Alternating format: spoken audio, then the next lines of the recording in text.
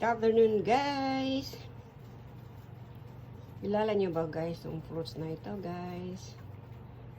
Ito po ang aking lunch for today. Hindi na pala lunch. Merienda. Merienda po tayo, mga ka-friendship. Masarap po ito. Nakakawala po ito ng bloated ng stomach. Ayun po tayo, guys. Merienda.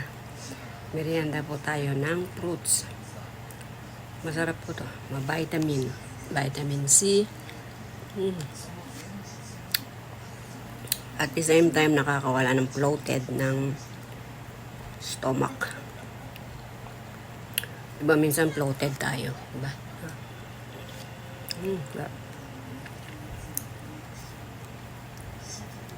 Instead na magmerienda kayo ng kung ano-ano, magmerienda lang kayo ng fruits. Delicious.